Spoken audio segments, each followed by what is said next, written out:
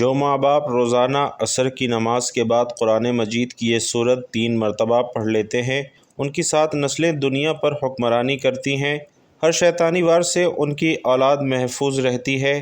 بسم اللہ الرحمن الرحیم۔ محترم ناظرین، جو ماں باپ عصر کی نماز کے بعد 3 مرتبہ یہ سورت پڑھتے ہیں، ان کی اولاد ہر میدان میں کامیاب ہوتی ہے۔ جو والدین یہ سورت پڑھتے ہیں، اللہ سبحانہ و تعالی ان کی آنے والی نسلوں کو رنگ دیتا ہے، اللہ ان کی نسلوں کو آباد فرما دیتا ہے، اللہ ان کی اولادوں کو عزت دیتا ہے، کامیابیاں دیتا ہے، صحت، تندرستی اور توانائی دیتا ہے، بیماریوں سے، مصیبتوں سے، آنے والی ہر طرح کی آفتوں سے اللہ تعالی انہیں اپنی حفاظت میں کر لیتا ہے۔ محترم ناظرین، حضرت عمر رضی اللہ تعالی عنہ روزانہ صبح کی نماز کے بعد سیدنا ابو بکر رضی اللہ تعالی عنہ کو باہر پاتے۔ وہ دیکھتے تھے کہ ابو بکر رضی اللہ تعالی عنہ نماز کی ادائیگی کے لیے تو باقاعدگی سے مسجد میں آتے ہیں، مگر جو ہی نماز ختم ہوتی ہے تو وہ چپکے سے مدینہ کے مضافاتی علاقوں میں ایک دیہات کی طرف نکل جاتے ہیں۔ کئی بار ارادہ بھی کیا کہ سبب پوچھ لیں، مگر ایسا نہ کر سکے۔ ایک بار وہ چپکے سے حضرت ابو بکر رضی اللہ تعالی عنہ کے پیچھے چل دیے۔ ابو بکر رضی اللہ تعالی عنہ دیہات میں جا کر ایک خیمے کے اندر داخل ہو گئے، اور کافی دیر کے بعد جب وہ باہر نکل کر واپس مدینہ کی طرف لوٹ چکے تو حضرت عمر رضی اللہ تعالی عنہ اس خیمے میں داخل ہوئے۔ کیا دیکھتے ہیں کہ خیمے میں ایک اندھی بڑھیا 2 چھوٹے چھوٹے بچوں کے ساتھ بیٹھی ہے۔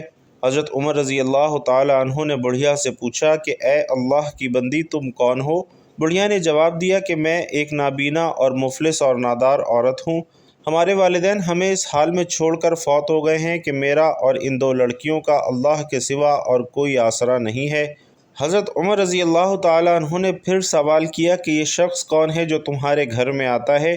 بوڑھی عورت، جو کہ حضرت ابو بکر رضی اللہ تعالی عنہ کی اصلیت نہیں جانتی تھی، اس نے جواب دیا کہ میں اس شخص کو تو نہیں جانتی، مگر یہ روزانہ ہمارے گھر میں آ کر جھاڑو دیتا ہے، ہمارے لیے کھانا بناتا ہے اور ہماری بکریوں کا دودھ دھو کر ہمارے لیے رکھتا ہے اور چلا جاتا ہے۔ حضرت عمر رضی اللہ تعالیٰ عنہ یہ سن کر رو پڑے اور کہا کہ اے ابو بکر، تو نے اپنے بعد کے آنے والے حکمرانوں کے لیے ایک تھکا دینے والا امتحان کھڑا کر کے رکھ دیا ہے۔ خلیفۃ الثانی حضرت عمر رضی اللہ تعالیٰ عنہ نے 24 لاکھ مربع میل پر حکومت کی، راتوں کو اٹھ کر پہرا دیتے تھے اور لوگوں کی ضروریات کا خیال رکھتے تھے۔ کہتے تھے اگر فرات کے کنارے ایک کتا بھی پیاسا مر گیا تو کل قیامت کے دن عمر سے اس کے بارے میں پوچھ گچھ ہوگی۔ ایک دفعہ آپ رضی اللہ تعالیٰ عنہ دربار کا وقت ختم ہونے کے بعد گھر آئے اور کسی کام میں لگ گئے کہ اتنے میں ایک شخص آیا اور کہنے لگا، امیر المومنین، آپ فلاں شخص سے میرا حق دلوا دیجئے۔ آپ کو بہت غصہ آیا اور اس شخص کو ایک درہ پیٹھ پر مارا اور کہا، جب میں دربان لگاتا ہوں تو اس وقت تم اپنے معاملات لے کر نہیں آتے، اور جب میں گھر کے کام کاج میں مصروف ہوتا ہوں تو تم اپنی ضروریات کو لے کر آ جاتے ہو۔ بعد میں آپ کو اپنی غلطی کا اندازہ ہوا تو بہت پریشان ہوئے اور وہ شخص جسے درہ مارا تھا اسے بلوایا، اس کے ہاتھ میں درہ دیا اور اپنی پیٹھ آگے کی کہ مجھے درہ مارو، میں نے تم سے زیادتی کی ہے۔ وقت کا بادشاہ 24 لاکھ مربع میل کا حکمران ایک عام آدمی سے کہہ رہا ہے کہ میں نے تم سے زیادتی کی ہے، مجھے ویسی ہی سزا دو۔ اس شخص نے کہا کہ میں نے آپ کو معاف کیا۔ آپ رضی اللہ تعالیٰ عنہ نے کہا، نہیں، کل قیامت کے دن مجھے اس کا جواب دینا پڑے گا، مجھے ایک درہ مارو تاکہ تمہارا بدلہ پورا ہو جائے۔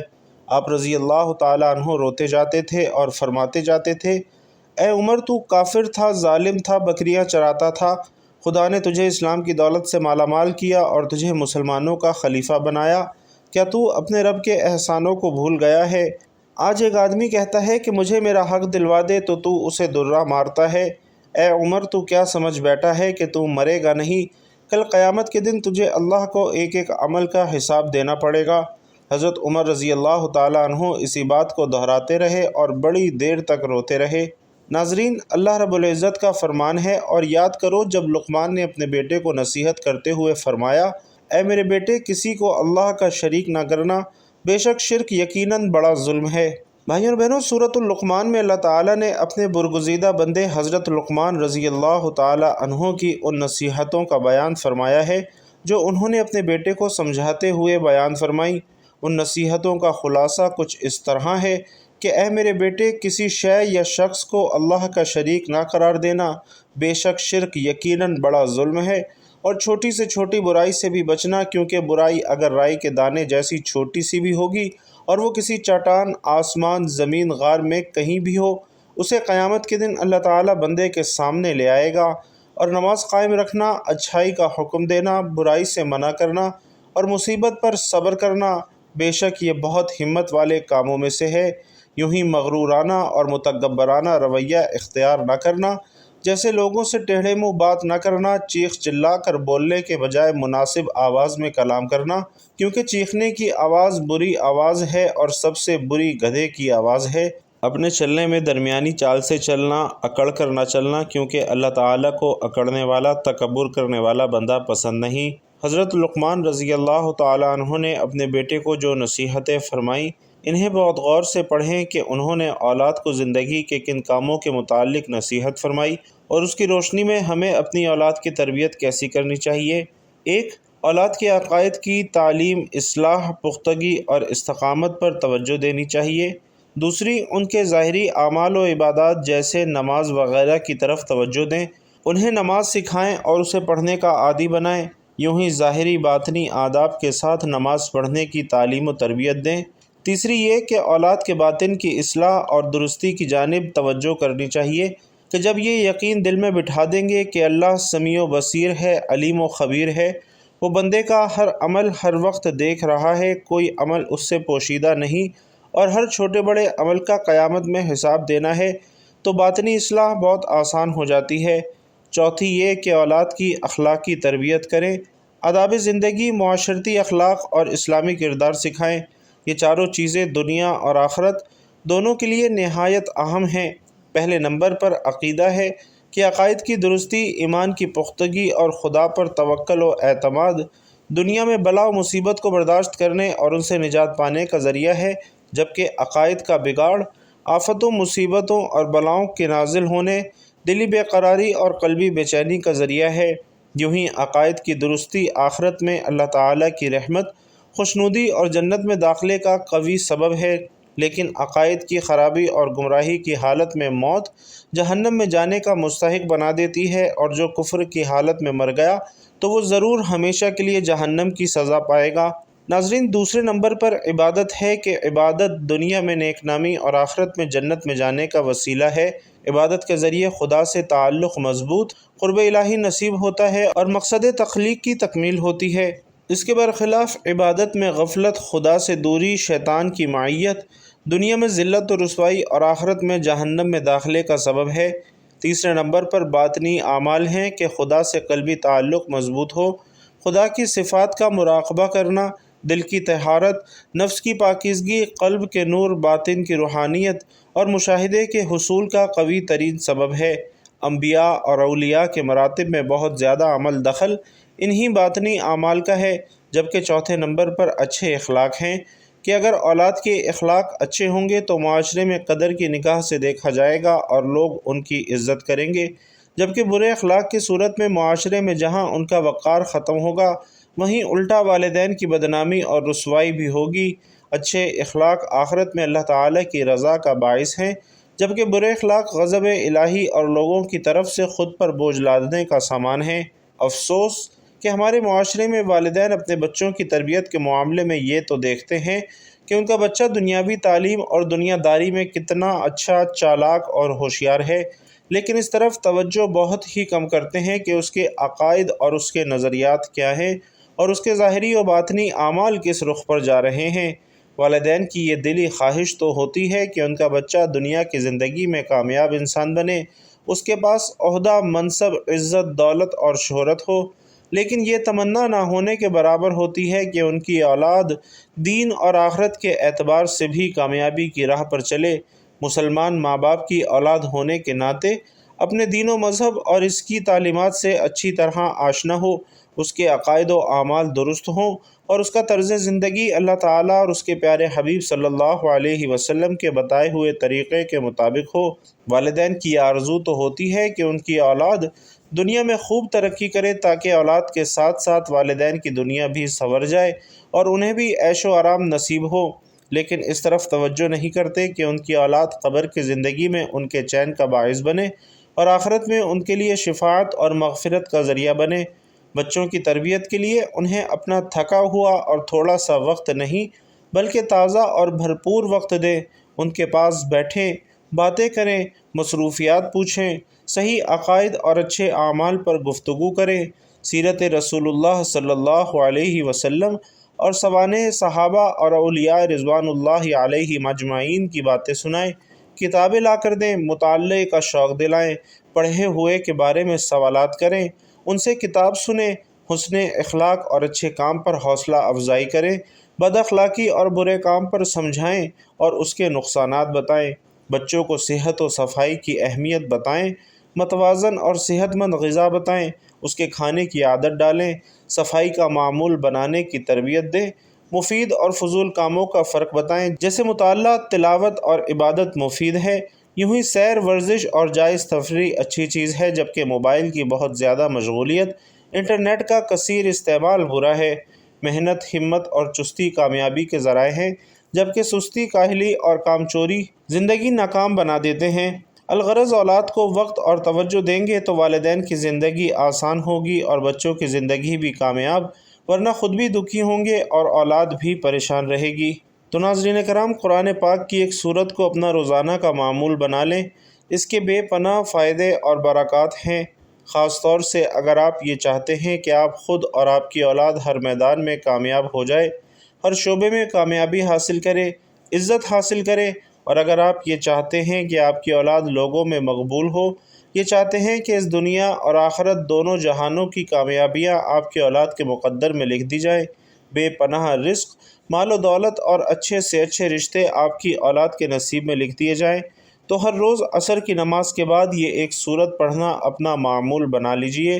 اس سورت کو آپ کسی بھی نماز کے بعد پڑھ سکتے ہیں، لیکن عصر کی نماز بہت ہی پیاری نماز ہے اور عصر کا وقت قبولیت کا وقت مانا جاتا ہے۔ نبی رحمت صلی اللہ علیہ وسلم فرماتے ہیں کہ جس کی نماز عصر چھوٹ گئی اسے اتنا نقصان ہوا کہ گویا اس سے اس کے اہل و عیال اور مال و دولت سب چھین لیا گیا ہو۔ عصر کی نماز ایسی شاندار نماز ہے کہ اس وقت میں مانگی گئی دعائیں رد نہیں ہوتی۔ عصر کی نماز پڑھنے والا ہر میدان میں کامیابی پاتا ہے۔ عصر کے وقت آسمان کے دروازے کھول دیے جاتے ہیں، تو اس وقت جو ماں باپ بھی عصر کے وقت یہ ایک سورت پڑھنے کا اپنا معمول بنا لیں، اپنے لیے اور اپنی اولاد کی خیر و برکت کے لیے، آنے والی ناگہانی آفات سے بچنے کے لیے اور ان سے حفاظت کے لیے، بچوں کے بہترین مستقبل کے لیے اور ان کی کامیابی کے لیے، جو والدین یہ سورت پڑھتے ہیں تو انشاءاللہ ان کی تمام حاجات اللہ سبحانہ و تعالی پوری فرما دیتا ہے۔ اللہ پاک انہیں زندگی کے ہر میدان میں عزت دیتا ہے۔ یہ سورت اللہ کے نبی صلی اللہ علیہ وسلم کو بے حد پسند تھی۔ ناظرین، یہ سورت سورۃ المزمل ہے، جس کے بارے میں مفسرین قرآن پاک کی تفسیر میں بہت کچھ بیان فرمایا ہے۔ حضرت عبید بن کعب رضی اللہ تعالیٰ عنہ روایت کرتے ہیں کہ نبی کریم صلی اللہ علیہ وسلم نے فرمایا، جو شخص سورۃ المزمل کی تلاوت کرتا ہے تو اللہ سبحانہ و تعالیٰ اس کی دنیا اور آخرت کی تمام پریشانیوں اور مشکلات کو ختم فرما دیتا ہے۔ جو شخص سورۃ المزمل پڑھتا ہے تو اللہ پاک اس کی نسلوں کو شاد و آباد فرما دیتا ہے۔ سورۃ المزمل قرآن مجید کی وہ سورت ہے جو پڑھنے والے کو غنی کر دیتی ہے، مالدار کر دیتی ہے، سخی بنا دیتی ہے۔ یہ وہ سورت ہے جو نظر بد سے، حسد سے، جادو ٹونے سے، دشمنوں سے، جنات سے اور ہر طرح کے برے اثرات سے اللہ کی پناہ اور اللہ کی حفاظت کا سبب بنتی ہے۔ لہٰذا ہر روز عصر کی نماز کے بعد اس سورہ مبارکہ کو 3 مرتبہ پڑھنے کا اپنا معمول بنا لیں تو انشاءاللہ آپ بتائے گئے تمام فوائد حاصل کر پائیں گے۔ اللہ تعالیٰ نے قرآن مجید میں شکر کی اہمیت کو بہت زیادہ اجاگر کیا ہے کہ شکر کے متعلق قرآن پاک میں بہت سی آیات ملتی ہیں۔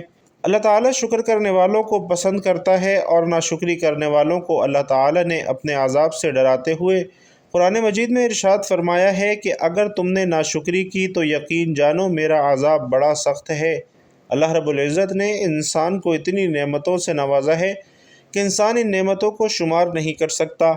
انسان سوچتا ہے کہ مجھے فلاں چیز کی ضرورت ہے، فلاں کے پاس یہ چیز ہے، میرے پاس کیوں نہیں ہے، فلاں کو اللہ نے یہ دیا ہے، مجھے کیوں نہیں دیا۔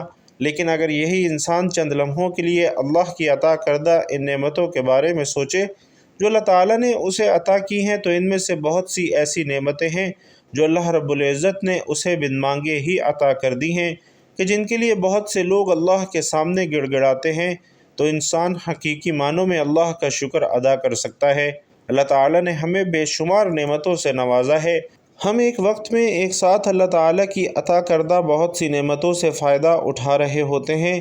اللہ تعالیٰ نے ہمیں مکمل جسمانی اعضاء کے ساتھ ساتھ عقل و شعور اور ہر محرومی سے پاک ایک مکمل انسان بنایا ہے۔ اگر ہم اپنے ارد گرد دیکھیں تو ہمیں بہت سے ایسے لوگ نظر آئیں گے جو بہت سی محرومیوں کا شکار ہیں۔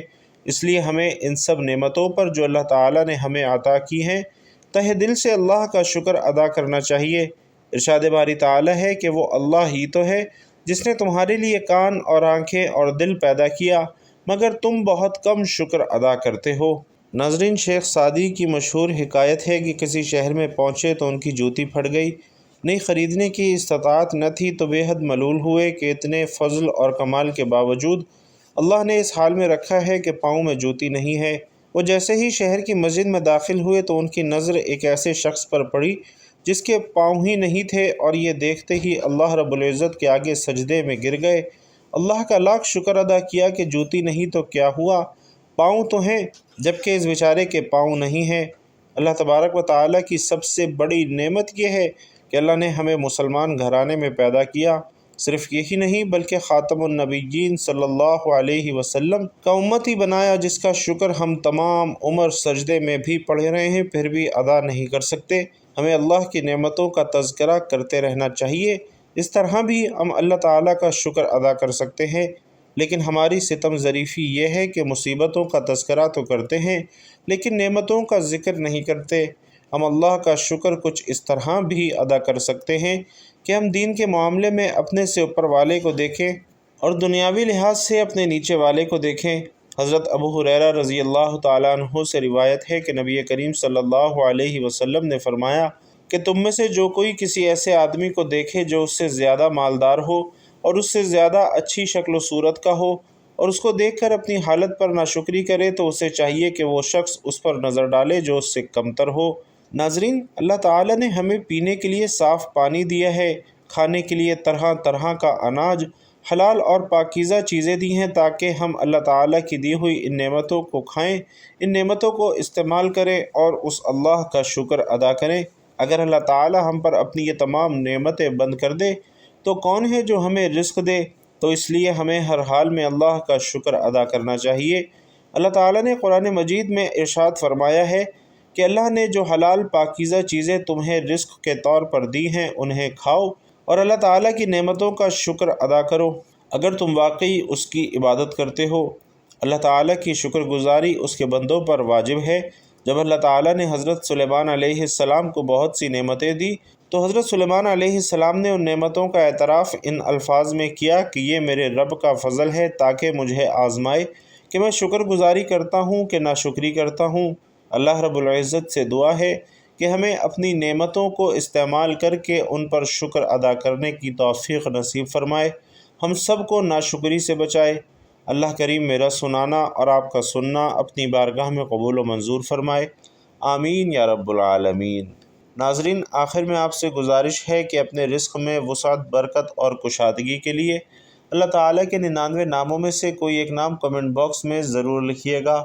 اللہ رب العزت آپ سب کا حامی و ناصر ہو، آمین یا رب العالمین۔